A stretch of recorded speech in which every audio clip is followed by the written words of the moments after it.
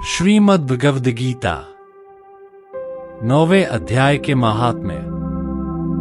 भगवान शिव कहते हैं, पार्वती अब मैं आदर पूर्वक 9वें अध्याय के महात्म्य का वर्णन करूंगा, तुम स्थिर होकर सुनो। नर्मदा के तट पर माहिष्मती नाम की एक नगरी है। वहां माधव नाम के एक ब्राह्मण रहते थे, जो वेदांगों के तत्वज्ञ और समय समय पर आने वाले अतिथियों के प्रेमी थे।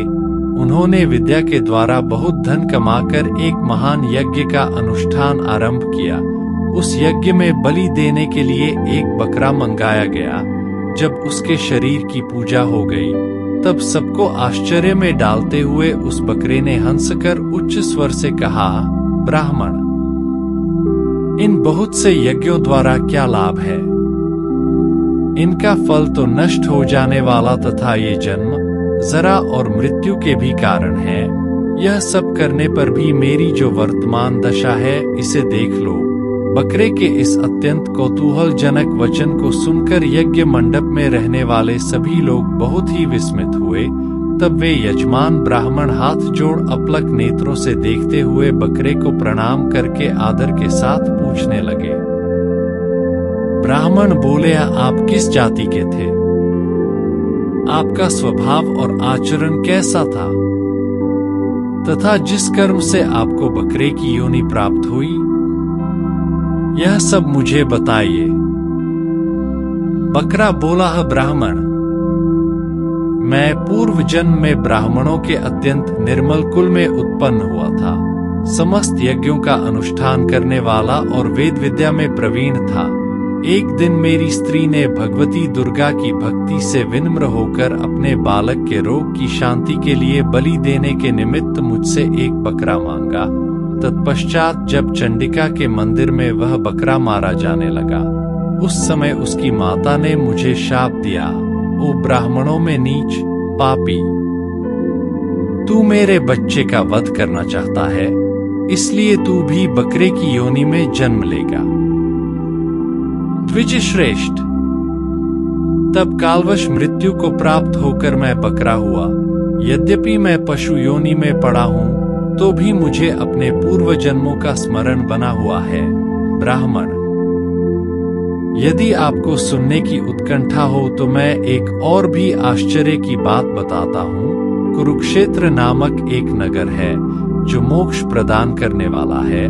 वहां चंद्र शर्मा नामक एक सूर्यवंशी राजा राज्य करते थे। एक समय जब सूर्य ग्रहण लगा था, राजा ने बड़ी श्रद्धा के साथ कालपुरुष का दान करने की तैयारी की। उन्होंने वेदांगों के पारगामी एक विद्वान ब्राह्मण को बुलवाया और पुरोहित के साथ वे तीर्थ के पावन जल से स्नान करने को चले और 2 वस्त्र धारण किए। फिर पवित्र और प्रसन्नचित्त होकर उन्होंने श्वेत चंदन लगाया और बगल में खड़े हुए पुरोहित का हाथ पकड़कर मनुष्यों से घिरे हुए अपने स्थान पर लौट आए। आने पर राजा ने यथोचित विधि से भक्तिपूर्वक ब्राह्मण को कालपुरुष का दान किया। तब कालपुरुष का हृदय चीरकर उसमें से एक पापात्मा चांडाल प्रकट हुआ। फिर थोड़ी देर के बाद निंदा भी चांडाली का रूप धारण करके कालपुरुष के शरीर से निकली और ब्राह्मण के पास आ गई। इस प्रकार चांडालों की वह जोड़ी आंखें लाल किए निकली और ब्राह्मण के शरीर में हठात प्रवेश करने लगी। ब्राह्मण मन ही मन गीता के 9वें अध्याय का जप करते थे और राजा चुपचाप यह सब कौतुक देखने लगे। ब्राह्मण के अंतःकरण में भगवान गोविंद शयन करते थे। वे उन्हीं का ध्यान करने लगे। ब्राह्मण ने जब गीता के 9वें अध्याय का जप करते हुए अपने भगवान का ध्यान किया, उस समय गीता के अक्षरों से प्रकट हुए विष्णुदूतों द्वारा पीड़ित होकर वे दोनों चांडाल भाग चले। उनका उद्योग निष्फल हो गया। इस प्रकार इस घटना को प्रत्यक्ष देखकर राजा के नेत्र आश्चर्य से चकित हो उठे।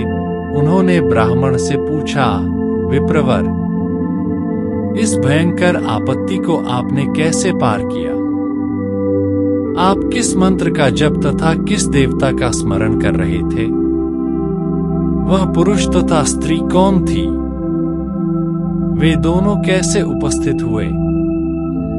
फिर वे शांत कैसे हो गए? यह सब मुझे बताइए।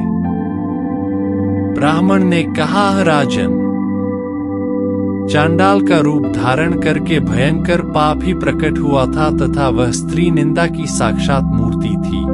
मैं इन दोनों को ऐसा ही समझता हूँ। उस समय मैं गीता के 9वें अध्याय के मंत्रों की माला जपता था। उसी का महात्म्य है कि सारा संकट दूर हो गया। महीपते नित्य ही गीता के 9वें अध्याय का जप करता हूँ। उसी के प्रभाव से ग्रहजनित आपत्तियों के पार हो सका हूँ। यह सुनकर राजा ने उसी ब्राह्मण से गीता के 9वें अध्याय का अभ्यास किया। फिर वे दोनों ही परम शांति मोक्ष को प्राप्त हो गए। यह कथा सुनकर ब्राह्मण ने बकरे को बंधन से मुक्त कर दिया और गीता के 9वें अध्याय के अभ्यास से परम गति को प्राप्त किया।